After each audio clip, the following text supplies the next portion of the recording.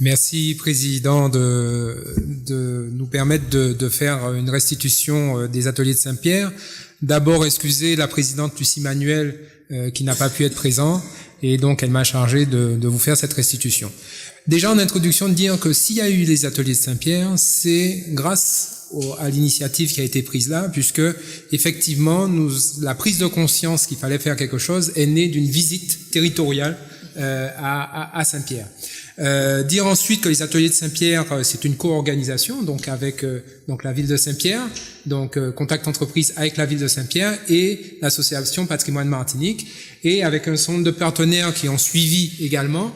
Donc citons la CTM et Cap Nord pour les aspects logistiques, mais également la SARA, le groupe GBH, Alwego qui est Saint-Pierre Location et le Crédit Agricole.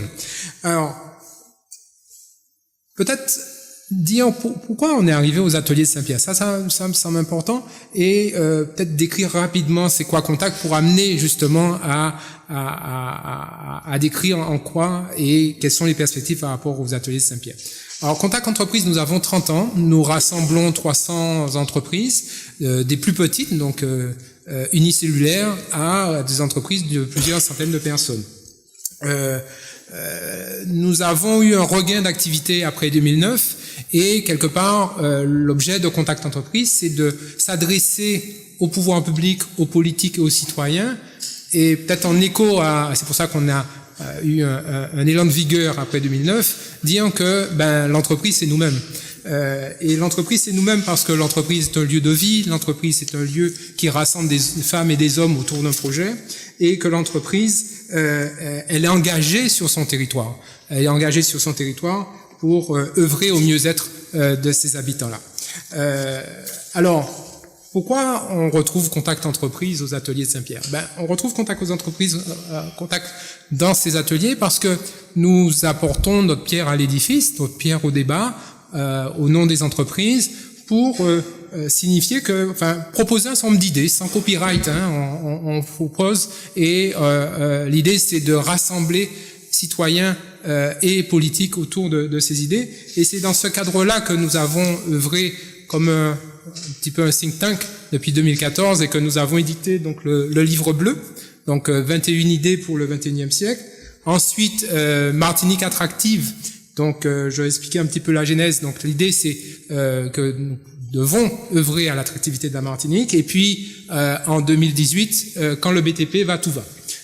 Donc, vous retrouvez tous ces ouvrages-là sur le site internet de Contact Entreprise. Ils sont téléchargeables, gratuitement, bien entendu, et à la disposition. Alors, nous œuvrons, et j'en viens aux ateliers, nous œuvrons, en fait, pour que globalement, le développement de la Martinique soit meilleur, et nous sommes des obsédés de l'attractivité. Nous sommes des obsédés de l'attractivité parce que nous étions 400 000 en 2008, nous sommes plus que 370 000, nous avons perdu pratiquement 30 000 habitants, nous perdons 3 500 habitants par an. C'est la commune de Basse-Pointe ou c'est la commune des Anses-d'Arlet qui sont rayées de la carte, et par rapport à ça, nous, entreprises, nous ne pouvons pas rester dans l'expectative. Et du coup, la question s'est posée, mais quoi faire? Quoi faire dans un premier temps, c'est travailler à l'attractivité. Et cette attractivité, notamment par rapport à un développement touristique, parce que le tourisme est générateur d'emplois, il est également générateur d'activité. Un touriste qui vient, il va chez le médecin, il va chez le pharmacien, il va à l'épicerie, il va au supermarché, il loue une voiture, il s'héberge, il va rencontrer la marchande, il va au restaurant.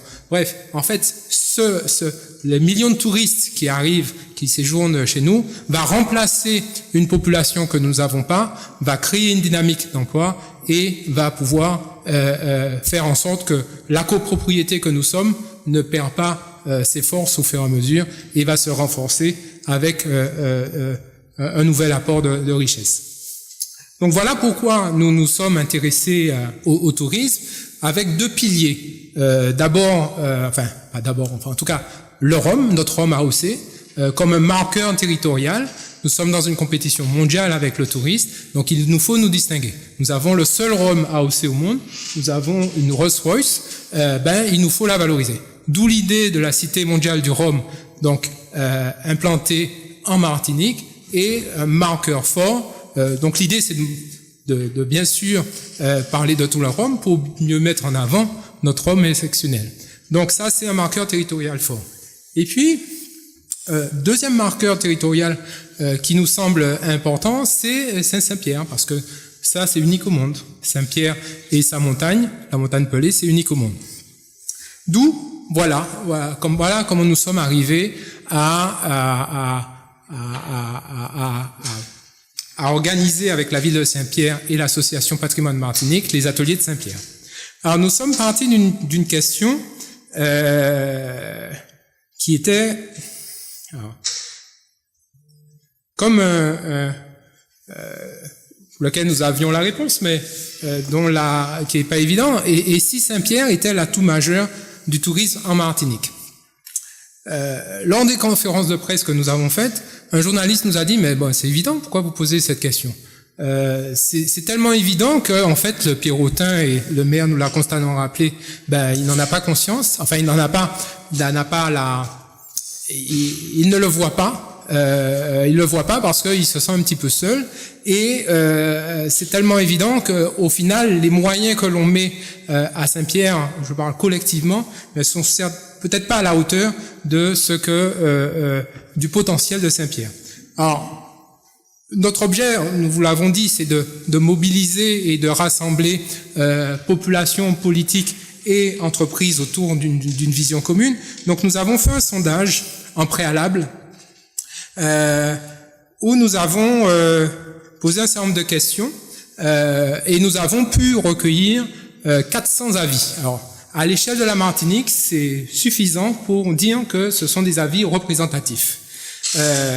Nous avons eu donc voilà un peu le profil des différentes personnes qui ont répondu. Je m'y attarde pas. Ce qui est intéressant, c'est que d'emblée, donc c'était avant les ateliers, d'emblée, Saint-Pierre est vu par la population, et ça c'est important parce que politique, entreprise, on s'appuie sur une population, et donc à 74%, Saint-Pierre est vu comme une ville touristique.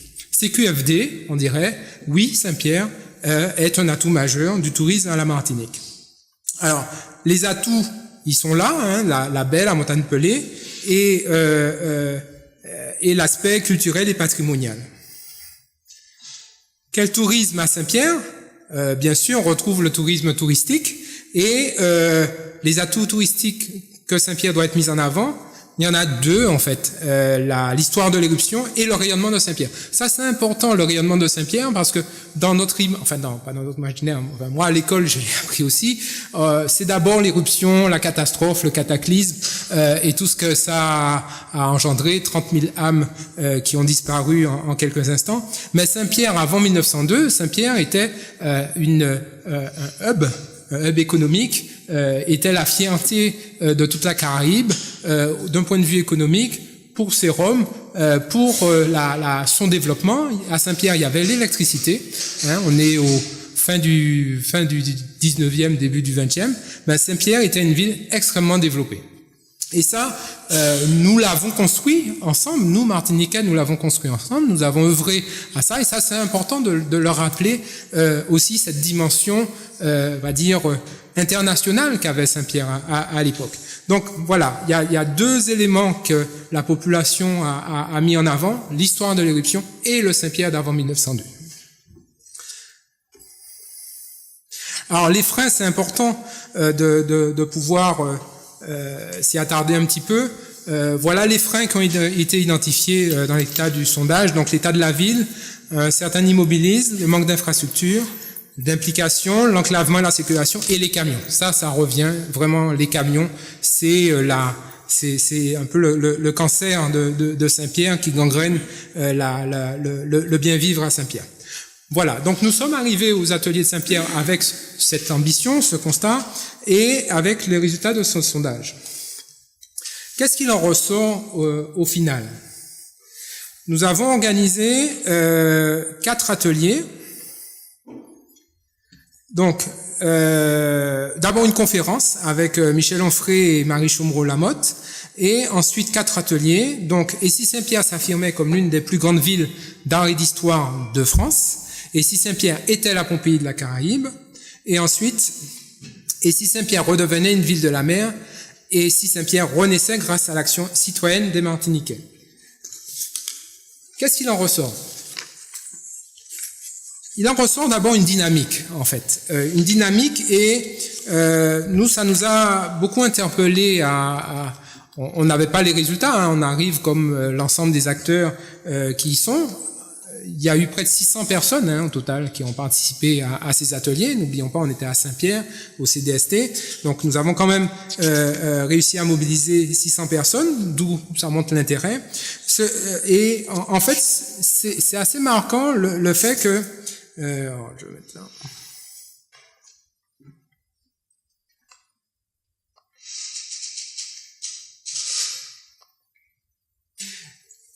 En fait, il y a déjà plein de dynamiques, plein de choses qui existent, et je dirais en synthèse, je vais détailler après, c'est comme si on avait une mayonnaise avec, on va dire, 90% des ingrédients, qu'il manquait encore quelques ingrédients, mais qu'il faut encore de l'énergie, une bonne dose d'énergie pour que la mayonnaise prenne. Mais l'enseignement principal, c'est que la plupart des ingrédients sont là.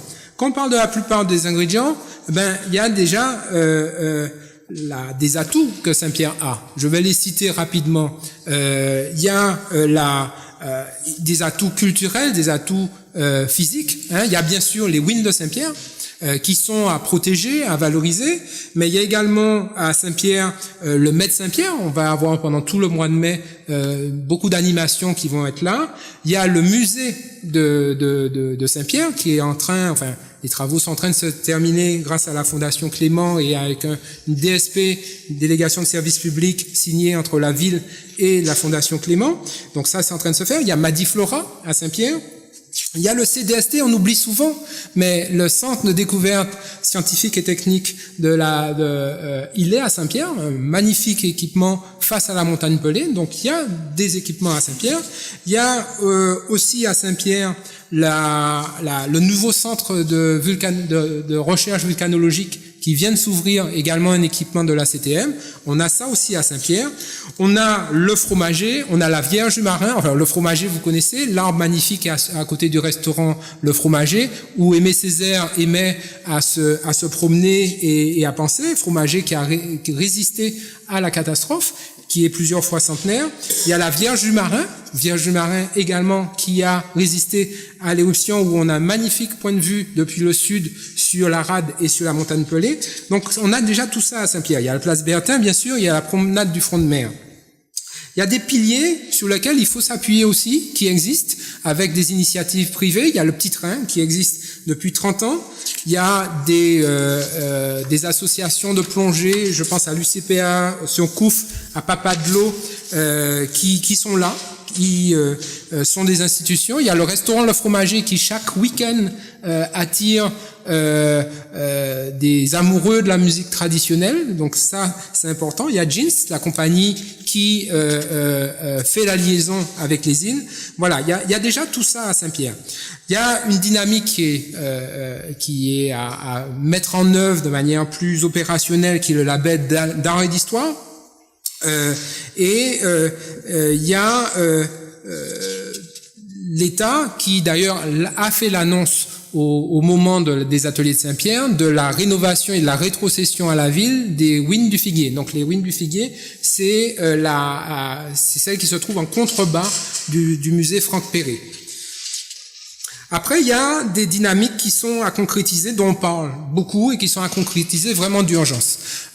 L'urgence première, et ça, le maire nous l'a rappelé, l'a mis en évidence, c'est vraiment, si on veut faire de Saint-Pierre véritablement l'atout majeur, parce que ça l'est, mais que ça soit dans les faits, il faut que les Pirotins s'y retrouvent également. Et faire que les Pirotins s'y retrouvent, c'est notamment faire en sorte que la mise en œuvre du transport sur barge, qui est plus ces camions, qui à 3 heures, 4 heures, 5 heures du matin, malgré les arrêtés municipaux, continue à traverser la ville. Ça, c'est important. Il y a des projets qui ont été mis en œuvre. Il faut vraiment, il y a des choses qui sont réalisables, qui peuvent être mises en œuvre. Il faut vraiment le faire. Donc là, il y a ça c'est extrêmement important. Ce serait vraiment un signe fort. Il y a également une zone de mouillage organisée. Donc ça, c'est un projet qui a été porté, qui est porté par Cap Nord aujourd'hui, à l'initiative de la CCIM avant.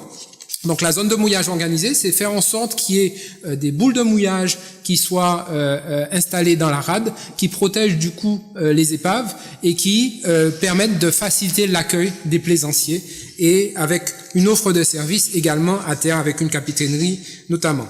Après, donc voilà des ingrédients. Là, je viens de parler que de ceux qui existent déjà, hein, qui avec ces deux projets là qui sont vraiment à faire, donc le transport sur barge et la zone de mouillage organisée. Après, il y a des dynamiques à lancer, des projets à faire. Alors, il y en a eu un certain nombre qui ont été énoncés lors des ateliers. Nous pensons principalement au regard des ateliers que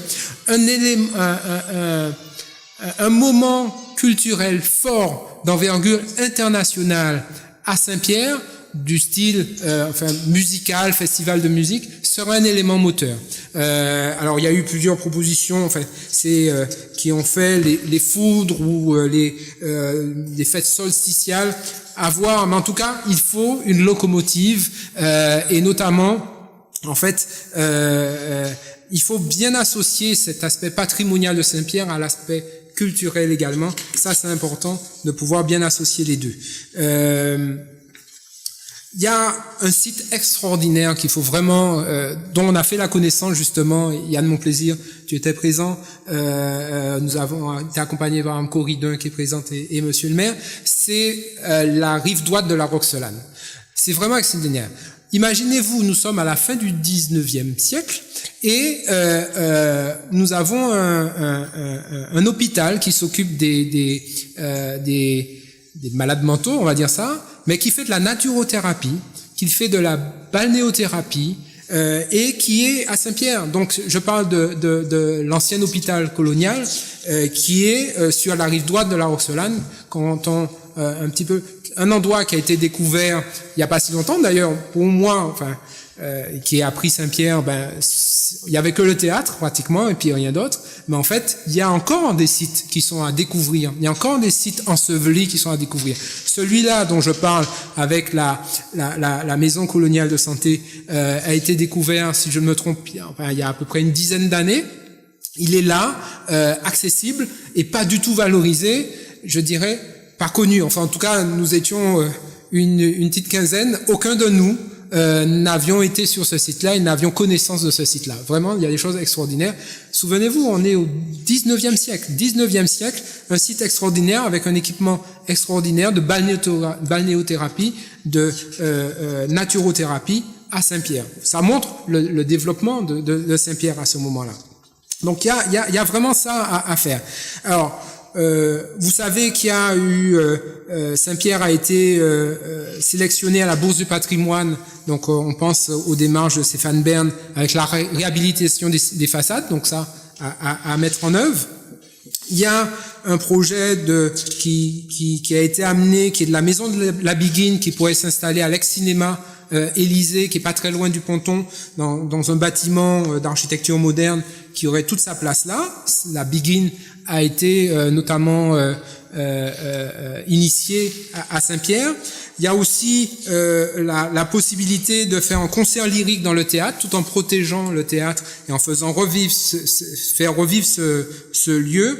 Et il y a aussi des propositions sur un musée à ciel ouvert, c'est-à-dire il y a des dents creuses, bénéficier de ces dents creuses-là pour y replacer de l'art, de la céramique, des photos, faire revivre le Saint-Pierre d'antan avec ces photos-là. Donc il y a également ça. Et en lien avec l'atelier 4 que vous voyez renaître grâce à l'action citoyenne, il y a une idée qui est que on a eu l'association Cacao qui est vraiment très motrice sur tout l'aspect carnaval. Mais pourquoi pas, par exemple, faire de Saint-Pierre le terreau du carnaval traditionnel avec les costumes traditionnels, le mariage burlesque le lundi, les costumes traditionnels du mardi. Alors il n'y avait pas de mercredi à cette époque-là apparemment, mais voilà. Donc il y a aussi eu cette proposition-là. Il a aussi été dit la possibilité de faire un spectacle de mapping, donc son et lumière sur les façades. Donc voilà. Bon, en gros, il y a pléthore d'idées. enfin, il y a beaucoup d'idées qui peuvent venir. Ce que nous avons retenu, c'est qu'il y a déjà beaucoup de choses qui existent. Quelques ingrédients d'idées que je viens de citer à mettre en sus, notamment un élément moteur sur une dynamique culturelle qui pourrait venir de la dimension internationale. Et on ferait à ce moment-là vraiment de Saint-Pierre l'atout majeur du tourisme à la Martinique. Merci pour votre attention.